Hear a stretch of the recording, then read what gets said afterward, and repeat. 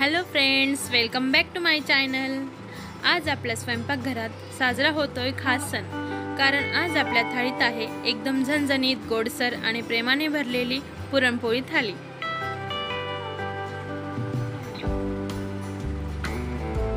ही थाळी म्हणजे प्रेम, चव आणि आठवणींचे मिश्रण। घरातल्या प्रत्येकाचं आवडतं जेवण, पुरणपोळी, कटाची आमटी, गरम गरम भात, भजे, कुरडई आणि आंब्याचा रस। चला तर मग सुरुवात करूया। पहिल्यांदा आपण पुरणाची डाळ शिजवून घेऊ। मी इथे 1.5 वाटी हरभऱ्याची डाळ घेतली आहे, ते आपण कुकरमध्ये आता शिजवून घेऊयात। त्याच्या 5 शिट्ट्या होऊ द्यायच्या, तोपर्यंत आपण कणिक भिजवून घेऊया।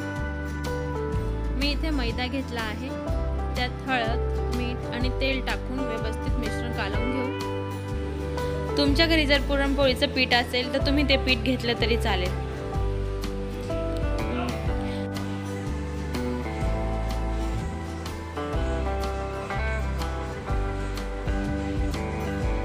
आता आपण कणिक भिजवून घेऊयात।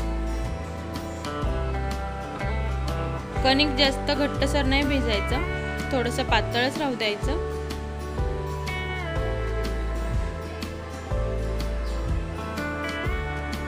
आपलं कणिक इथे भिजून झालंय, त्याला पाणी लावून थोडं बाजूला ठेवून देऊ। तोपर्यंत आपली इथे हरभऱ्याची डाळ पण व्यवस्थित शिजली आहे, तिला आपण आता गाळून घेऊयात। इथे पुरण गाळायची गाळणी आहे, त्यात मी गाळून घेते। ते पाणी आपल्याला रसईसाठी लागणार आहे। पाणी व्यवस्थित गाळून घ्यायचं आहे।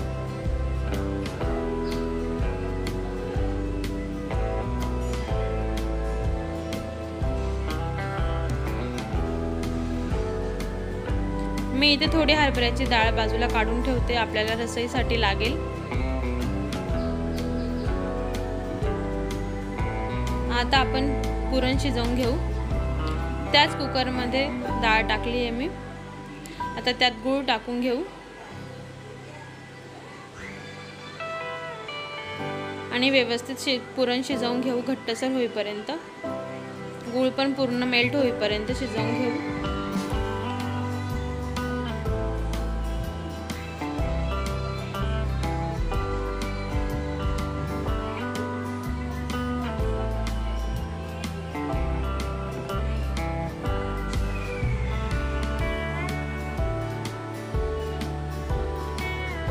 आता पुरण शिजतंय, तोपर्यंत आपण रसईसाठी वाटण करून घेऊ। मी इथे तव्यावर कांदा टाकला आहे, कांदा व्यवस्थित लालसर होईपर्यंत भाजून घेऊयात।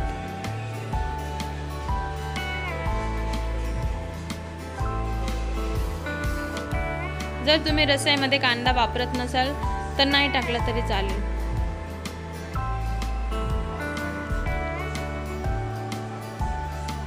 कांदा व्यवस्थित भाजून घ्यायचा आहे लालसर होईपर्यंत।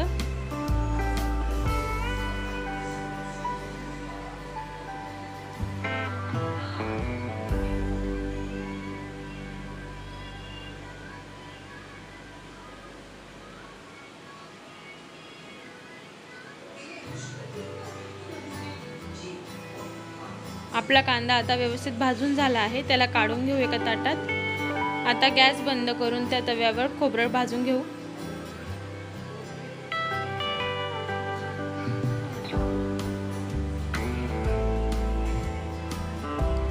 आपलं खोबरं पण व्यवस्थित भाजून झालंय, आता ते पण आपण साईडला काढून ठेवू। तुम्ही बघू शकता आपलं पुरण पण व्यवस्थित शिजलंय, गूळ पण वितळला आहे पूर्ण। आता पुरण गाळून घेऊयात।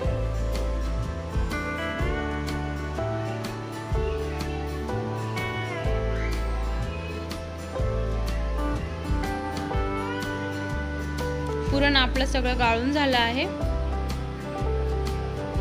आता आपण वाटण करून घेऊ। त्यात मी अद्रक आणि लसूण टाकलंय, ते दळून घेऊयात। आणि त्याच जारमध्ये आपण जी डाळ बाजूला काढून ठेवली होती ती पण दळून घ्यायची आहे। मी आता एका कढईत तेल घेतलं आहे, तेल तापलं की त्यात आपण जिरे टाकून घेऊयात।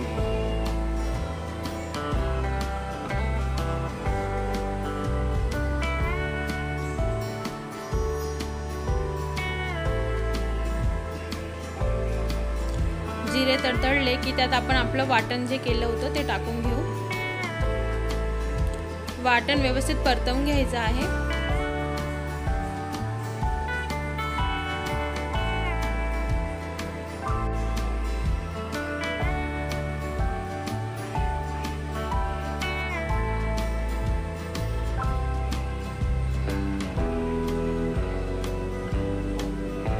आपलं वाटण व्यवस्थित परतून झालं आहे।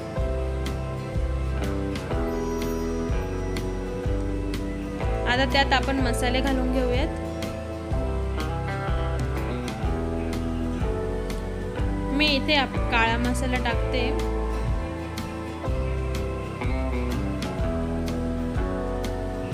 लाल तिखट आणि हळद। तुम्हाला जर हवा असल्यास तुम्ही चिकन मसाला जो मिळतो आपला तो पण घालू शकतात।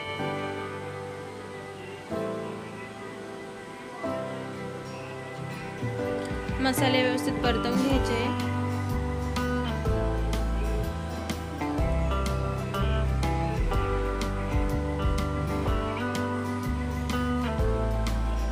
मी इथे 5 माणसांच्या प्रमाणाचे पुरण बनवते आहे, तुम्ही तुमच्या अंदाजे बनवू शकतात।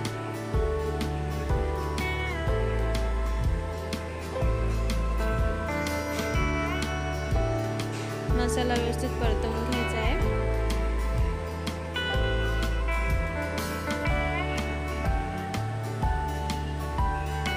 आता आपण जे डाळीचं पाणी बाजूला काढून ठेवलं होतं ते गरम करून या मसाल्यात टाकून घेऊ।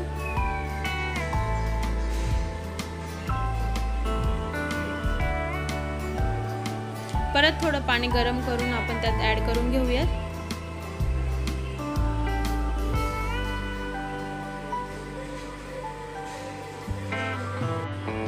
आता आमटी आपण बाजूला उकळायला ठेवून देऊयात। ती मंद गॅसवर उकळू द्यायची आहे। आमटी जेवढी उकळली तेवढी छान लागते, त्यामुळे आमटी व्यवस्थित उकळून घ्यायची आहे।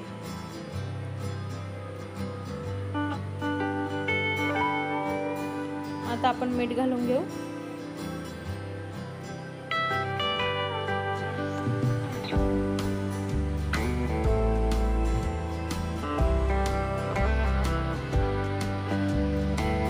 बाजूला ठेवून देऊ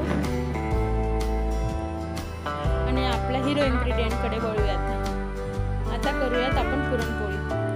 आपलं कणिक व्यवस्थित मुरलं गेलं होतं। आता कणकेचा एक छोटा गोळा घेऊन गोलसर असे आपण लाटून घेऊ।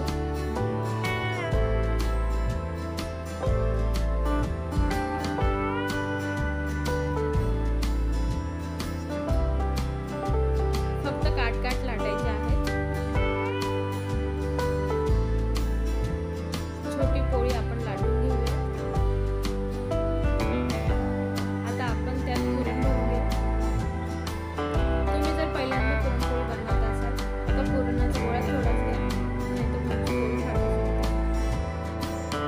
आता व्यवस्थित आपण काठ बंद करून घेऊया।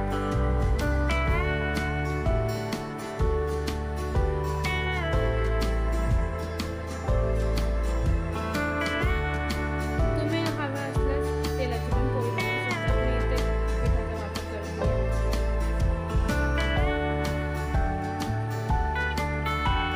आता गोलसर अशी आपली पोळी लाटून घ्यायची आहे।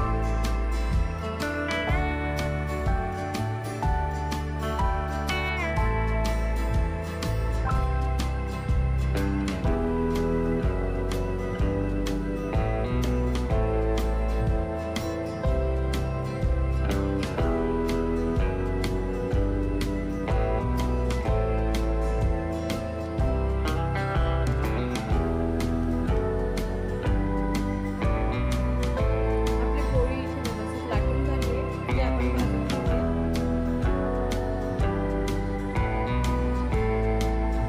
आता पोळीच्या अवतीभोवती व्यवस्थित मस्तपैकी तूप टाकून घेऊ आणि पोळी खरपूस होईपर्यंत भाजून घेऊ।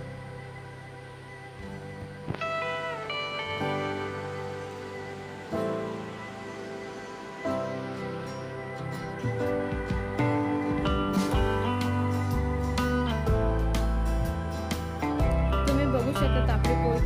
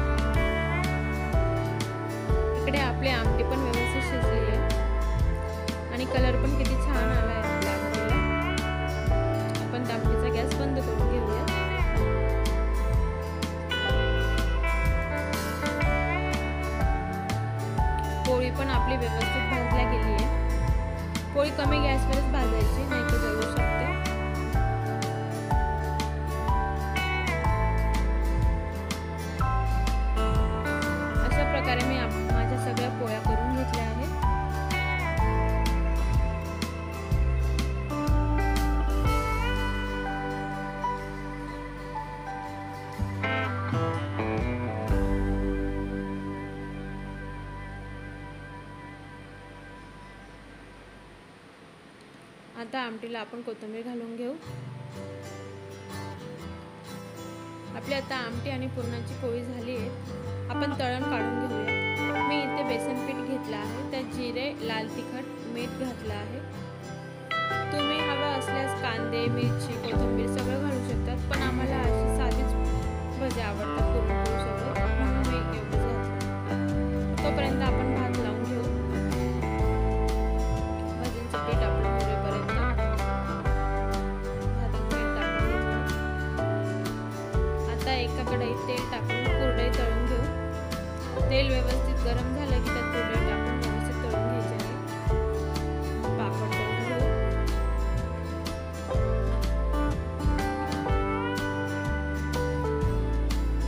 आता आपले भजे काढून घेऊयात।